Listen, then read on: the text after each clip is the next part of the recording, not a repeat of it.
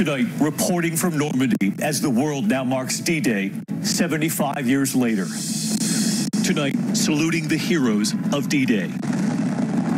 The World War II veterans from America who made the journey right here with us. Their bravery, their chilling descriptions, what they saw and what they did that changed the course of history. President Trump, the Queen, and other world leaders tonight already saluting the young sons who became men that day. And tonight, what the world can expect right here in Normandy tomorrow. Also tonight, the other news back home, the doctor charged with murder. Authorities now say he killed 25 patients, what we've learned. The school massacre in Parkland, and tonight news on that major arrest. The Parkland Deputy charged. They say his inaction cost lives, and today shackled in court as parents speak out. The flood emergency turning deadly tonight as flash floods strike a major American city. Drivers losing control, new watches in effect tonight. And the Mississippi, Arkansas, and Missouri rivers all threatened with more rain coming. Yet another vacation death tonight, this time a 41-year-old woman found dead in her hotel room in the Dominican Republic. Just days before, a Maryland couple was found dead at the same resort. Officials now saying they all died from the same cause.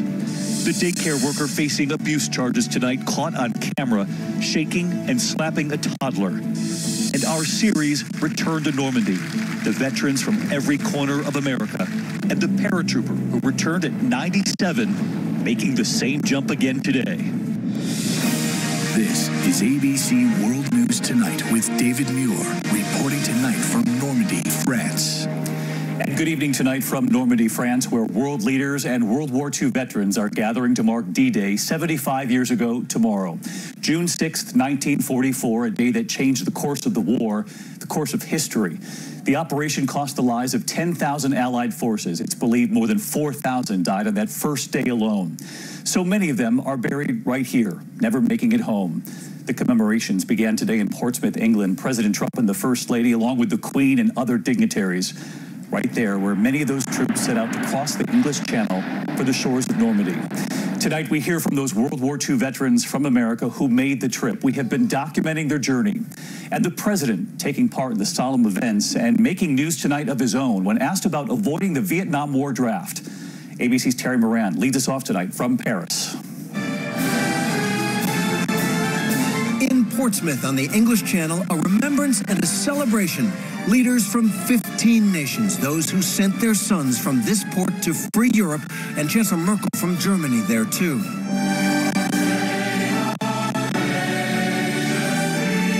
Queen Elizabeth, the last world leader who was an active participant in World War II. She was a truck mechanic and driver, paid tribute to the troops of D-Day. The wartime generation, my generation, is resilient, and I'm delighted to be with you in Portsmouth today. President Trump read from President Franklin Roosevelt's famous D-Day prayer broadcast to the nation over the radio that fateful night. And we know that by thy grace and by the righteous of our cause, our sons will triumph. And this remarkable moment, D-Day veterans walk on stage, old men who were heroes in their youth, and all the leaders, the Queen too, rise to honor them. Afterwards, the president bidding farewell to Her Majesty, who he clearly admires. Great woman, great woman.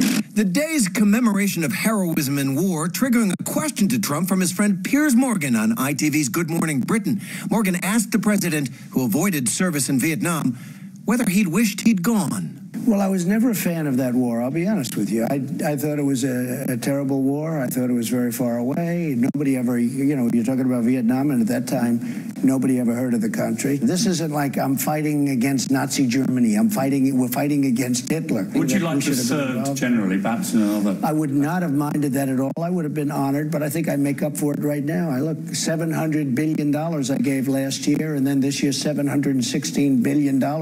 Terry Moran joined us live tonight from Paris. And Terry, we know the president is heading here to Normandy tomorrow. That's right, stopping over in Ireland tonight, David. He's stopping at his golf club on the Atlantic coast, but tomorrow he will be in Normandy joining Chancellor Merkel and the leaders of that alliance that liberated a continent. David? And we'll see you right here as well, Terry. Thank you. And as I mentioned at the top tonight, we have been documenting the journey for those World War II veterans from America. They are here in Normandy tonight, and what they told me here today in just a moment. But we are following the other major news of this evening. Several developing headlines back home tonight. An Ohio doctor has been charged with 25 counts of murder, accused of deliberately prescribing overdoses of painkillers for patients who then died. He has pleaded not guilty, and tonight family members are now speaking out. Here's ABC's Eva Pilgrim. Tonight, shocking allegations against an Ohio doctor facing murder charges for the deaths of 25 patients. The patients' families want to hear from you. What do you say to that? Today, Dr. William Hughes pleading not guilty before a judge. The 43-year-old accused of ordering fatal doses of pain medication while working as a critical care physician at Mount Carmel Health. This breach of a doctor's oath is vile and worthy of today's actions, and that begins the process of holding this accused killer criminally accountable. Amy Pfaff says her mother died under Dr. Hughes' care after prosecutors say she was given an excessive amount of fentanyl, 500 micrograms, considered a lethal dose. Her family told the prognosis was grim, something they now question. If she were still alive today and she heard about this on the news, guaranteed she'd be seeing her living room crying for all these families. That hospital now facing a barrage of lawsuits. Prosecutors say they opened their investigation last December when the hospital raised concerns Dr. Hughes was administering alarming doses of fentanyl.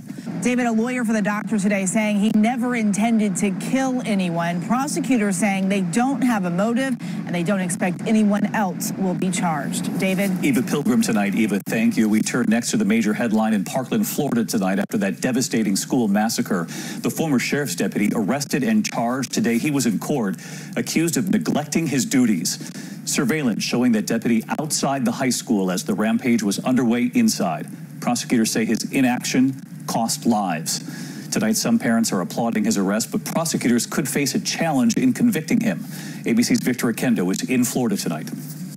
I will call Scott Peterson. Disgraced former school resource officer Scott Peterson in handcuffs, appearing before a Florida judge today, facing charges of child neglect, culpable negligence, and perjury after a state investigation found Peterson did absolutely nothing to mitigate the carnage at Marjorie Stoneman Douglas High School. I think we got shots fired.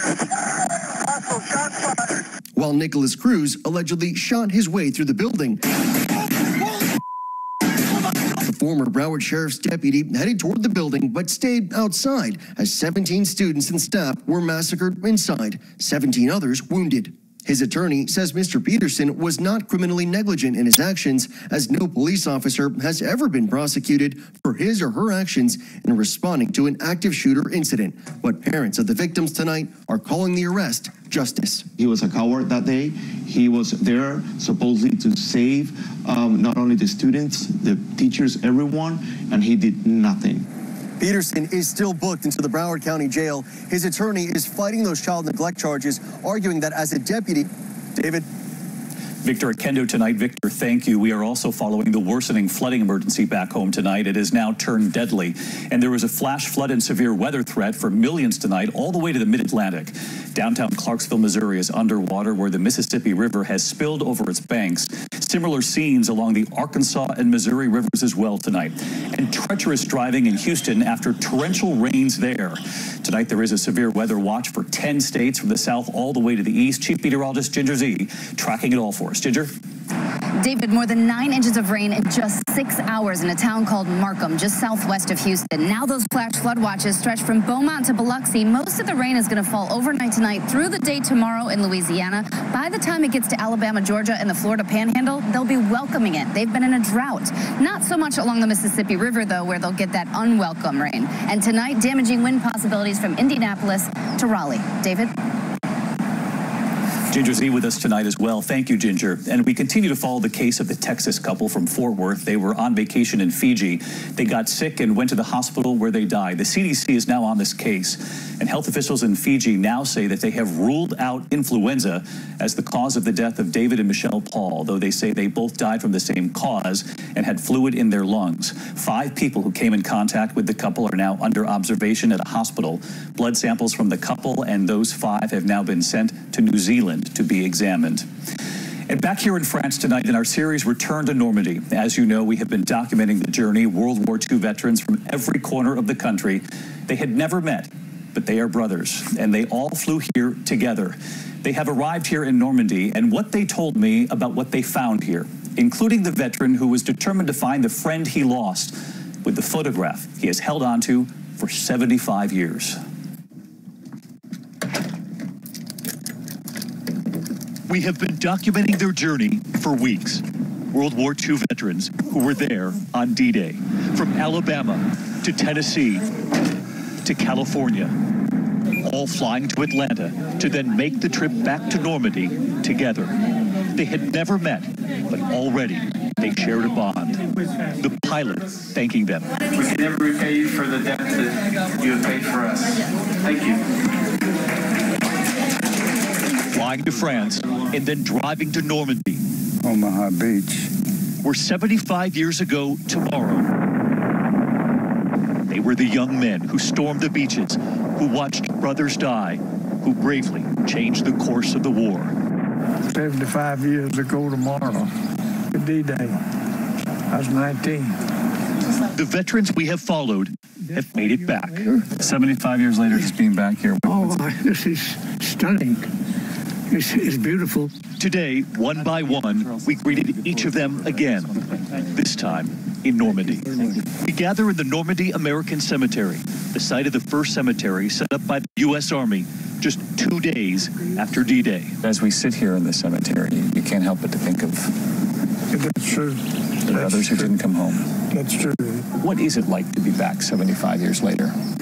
Well, it's a good feeling now. A good feeling now, he says, that their shared history is being remembered on this anniversary. But Jack Claiborne says remembering that day isn't easy. 75 years later, do you still remember that day? Yes, sir. Vividly. Yes, sir. They all do, which is why for some, the decision to come back was not an easy one. In many ways, it's difficult to come back.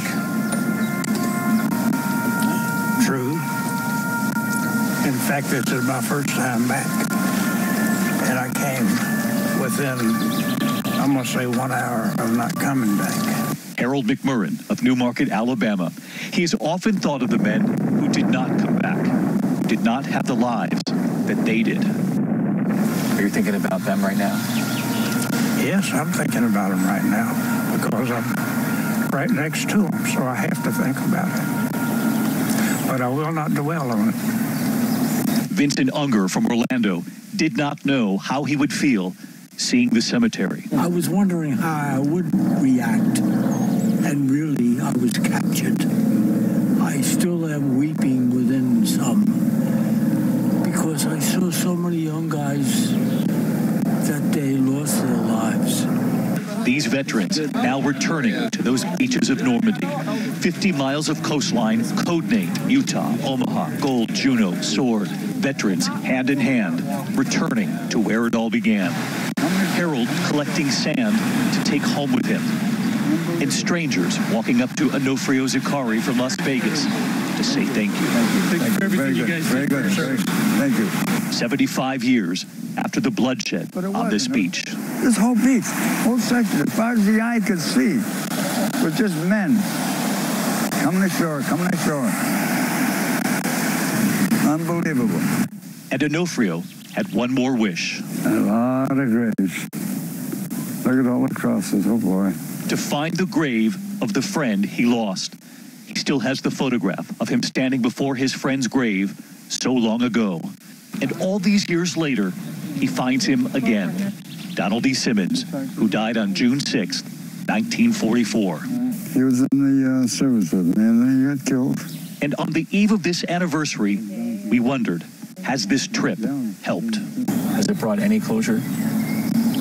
Yeah, it's brought closure because it's brought me to another way of thinking. And it's done a real good thing for me. It's given me a peaceful feeling anyway. And for Harold, who almost did not come, has this brought you some peace? Yes, it has. Well, we're grateful you came back. Thank you. How important is it that everyone back home remember? I don't want anybody to forget this. It's too important. It's just too important to our country. Jack, Harold, Stan, Harold, and Vinny, it's an honor to sit here with you all. Thank you for your service. Thank you. Appreciate it. And for this group of veterans who became men on this beach, who met each other to make this trip back to Normandy together, a salute in Normandy.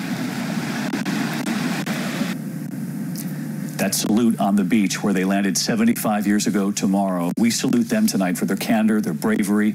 And we also thank the group Forever Young Senior Veterans and Diane Height, who has helped so many of these veterans make this trip. We will have much more tomorrow night right here, followed by a special edition of Nightline, Return to Normandy, tomorrow night. Next tonight, questions are mounting in the Dominican Republic after 3 Americans were found dead in their rooms at the same resort. Officials say from the same cause, and Tom Llamas is in the Dominican Republic. Tonight, police in the Dominican Republic are baffled. How did 3 American tourists die in the same week in the same resort? First, on May 25th, 41-year-old Miranda Werner celebrating her anniversary with her husband at the Bahia Principe Resort in La Romana. Werner's family says after check-in, she came to her room here at the resort, walked over to the minibar to make herself a drink. She grabbed that drink and then headed to the balcony. 5 days later, this couple from Maryland, Nathaniel Holmes and Cynthia Day, found dead in their hotel room. Officials saying all 3 dying of apparent respiratory problems. You have 3 tourists dying in the same week. No foul play so far. What's going on here? DR Police Colonel Frank Duran says in 30 years of police work, he's never seen something so strange. And David, tonight police are stressing to me they cannot reach any conclusions until they have the results of both the pathology and toxicology examinations. I asked if there were any suspects. They tell me no, but that could always change. David? Tom Llamas tonight. Tom, thank you. And when we come back to the index of other news tonight, at a fireworks explosion in Roswell, New Mexico that left a dozen firefighters injured, the Roswell Fire Department was packaging fireworks for their 4th of July display when the explosion took place. All 12 firefighters inside that building were hurt. 2 were airlifted with life-threatening injuries. Authorities are investigating tonight. A Florida daycare worker is facing child abuse charges tonight, caught on camera slapping and shaking a child. The video shows 65-year-old Catherine White slapping and shaking that child inside the Ormond Beach facility. She was immediately fired, and the daycare called police when they saw the footage. She allegedly told police she was, quote, frustrated. And Amazon tonight saying they're nearly set for home drone delivery. The cyber retail giant tonight saying it could be available in months. In fact, their Prime Air service able to deliver packages up to 5 pounds with a newly designed drone that can fly 15 miles, they say, in less than 30 minutes. The FAA will have to sign off, though. And finally tonight from Normandy, the American paratrooper who made the journey back at 97 and made that jump again. Tom Rice was here on D-Day 75 years ago, and today he was back flying over Normandy again. In 1944, Staff Sergeant Rice was with the 101st Airborne Division, flying in a C-47 when he jumped out over Normandy. And just watch as he made that jump again today in roughly the same spot where he was a paratrooper in 1944. After the war, he became a high school teacher for 44 years in San Diego. He'd earned a Bronze Star and a Purple Heart for his service. And all these years later, he trained 6 months for this day. You okay? It was a bumpy landing, but he was just fine with it. Okay. Beautiful jump, beautiful flight. Everything was perfect. 75 years later, he wanted to honor the brothers he lost. Even though I am almost 97 years of age, I still like the activities associated with jumping. I do it as a commemoration for D-Day. For those who were killed, captured, injured, it's important to remember the event of D-Day because we made history. Incredible. 97, and we salute Staff Sergeant Rice tonight. I'm David Muir. I'll see you right back here tomorrow night from Normandy. Good night.